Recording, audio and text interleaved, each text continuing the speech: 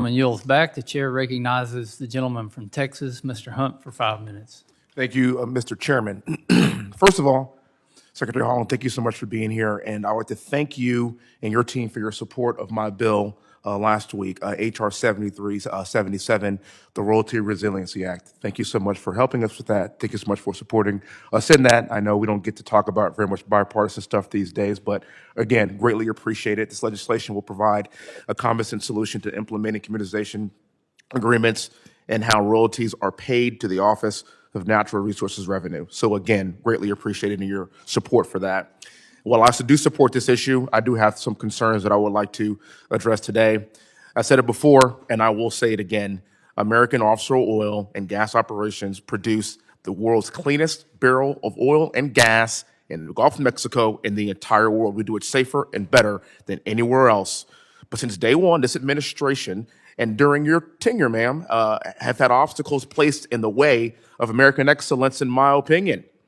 The American people have repeatedly seen this administration cave to extreme environmental activists. And this administration has placed federal government's thumb on the scale against American oil and gas. And again, we as a country must unleash American energy, not just for us, but for the entire world. I do not want to empower Iran. I do not want to empower Venezuela. I do not want to empower rogue nations. I'm a combat veteran that fought against these extreme and these rogue nations, and I want to make sure that the world is powered by our clean, abundant resources that we have sitting right here in this country in our grasp. And that's kind of what I want to fight for every single day.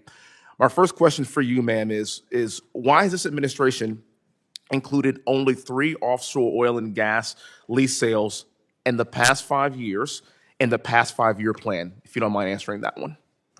Thank you so much, Congressman, for the question. BOEM held 11 lease sales under the 2017 to 2022 National OCS leasing program. We had 2 lease sales in the Gulf of Mexico last year, which generated nearly $623 million.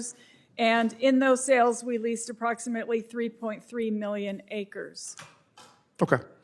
My next question is, are you familiar with the Copperhead to Loving Pipeline project with BLM?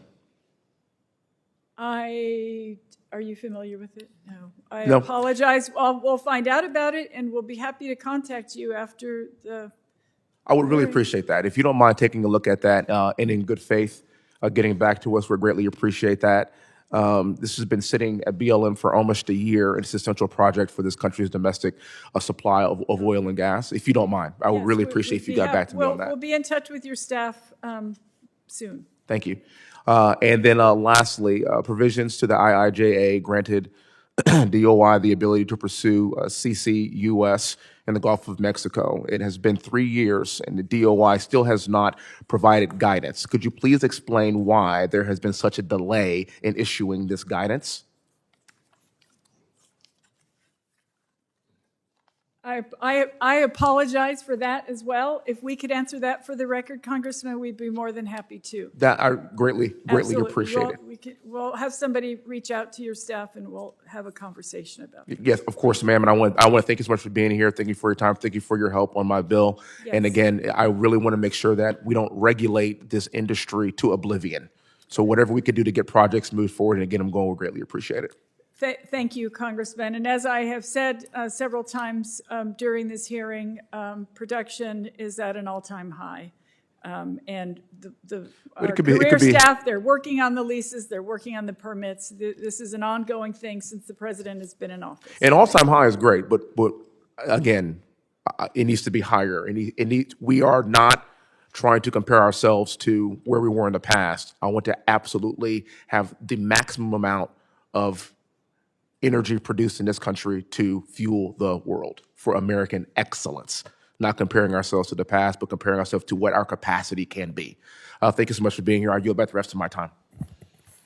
Gentleman yields back. Thank you. Mr. Chair, I ask unanimous consent to enter into the record a memo from the Senate Committee on Indian Affairs entitled Fact-Checking the Trump Administration's Attempt to Rewrite its Native American Record, False Promises to Tribes. Thank you. Without objection. Madam Secretary, I want to thank you for your valuable testimony and to the members for their questions today. The members of this committee may have some additional questions for the witnesses or for you, and we will ask you to respond to those in writing. Under Committee Rule 3, members of the committee must submit questions to the committee clerk by 5 p.m. on Monday, May 6th. The hearing record will be open for business 10 days for these